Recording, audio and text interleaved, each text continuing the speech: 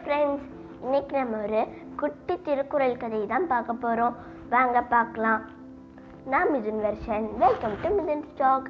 என்ன செய்தாரே ஒருத்தர் அவர்னால நன்மையும் செய்து விடில் அப்படின்னு திருவள்ளுவர் சொல்லியிருக்காரு. அப்படின்னா ஒருத்தவங்க நமக்கு துன்பம் செஞ்சுட்டாங்கன்னா அவங்களுக்கு நம்ம திருப்பி துன்பம் செய்யக்கூடாது. அவங்க வெட்கப்படுற அளவுக்கு நம்ம அவங்களுக்கு நன்மை மட்டும்தான் செய்யணும். ஃப்ரெண்ட்ஸ், வாங்க கதைக்குள்ளே போகலாம். கோவில் மண்டபத்தில் ஒரு துறவி எல்லாருக்கும் அறிவுரை சொல்லிட்டு இருந்தாரு.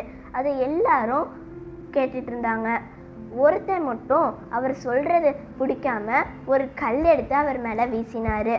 அந்த கல் அவர் தலை மேலே பட்டு ரொம்ப பெரிய காயம் ஏற்பட்டுருச்சு. உடனே அங்கேருந்து எல்லாரும் அந்த சிறுவனை அடிக்கிறதுக்கு போனாங்க. அதை பார்த்துட்டு அந்த துறவி, அவனை அடிக்காதீங்க, நிறுத்துங்க, அவனை இங்கே என்கிட்ட கூட்டிகிட்டு வாங்க அப்படின்னு சொன்னாராம். உடனே அவங்க அந்த பையனை துறவிக்கிட்ட கூட்டிகிட்டு வந்தாங்களாம். அவனும் பயத்தோடையே அந்த துறவிக்கிட்ட போனானாம். இந்த முனிவர் தட்டில் இருந்த ஒரு மாம்பழத்தை எடுத்து அந்த பையன்கிட்ட கொடுத்தாங்க. உடனே எல்லாரும் கேட்டாங்க, அவன் உங்கள் மேலே கல்லை தூக்கி போட்டிருக்கான், நீங்கள் என்னன்னா அவனுக்கு மாம்பழம் தரீங்களே அப்படின்னு எல்லாரும் கேட்டாங்களாம்.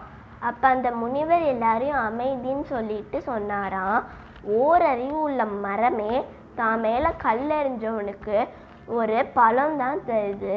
அப்போ 6 அறிவு உள்ளனா எனக்கு துன்பம் செஞ்சவனுக்கு ஏதாவது நன்மை செய்ய வேண்டாமா அப்படின்னு கேட்டாராம்.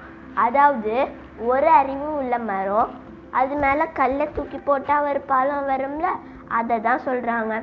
உடனே அந்த பையன் தான் தப்பாக உணர்ந்து அவங்க காலில் விழுந்து ஆசீர்வாதம் வாங்கிக்கிட்டாங்களாம். இந்த ஸ்டோரியிலேருந்து நமக்கு என்ன தெரியுது? யாராவது நமக்கு துன்பம் செஞ்சாங்கன்னா அவங்களுக்கு நம்ம திருப்பி துன்பமே செய்யக்கூடாது. இந்த ஸ்டோரி உங்களுக்கு பிடிச்சிருக்கும்னு நினைக்கிறேன். இதே மாதிரி இன்னொரு திருக்குறள் கதையோடு உங்களை மீட் பண்ணுறேன். ஃப்ரெண்ட்ஸ், பாய்.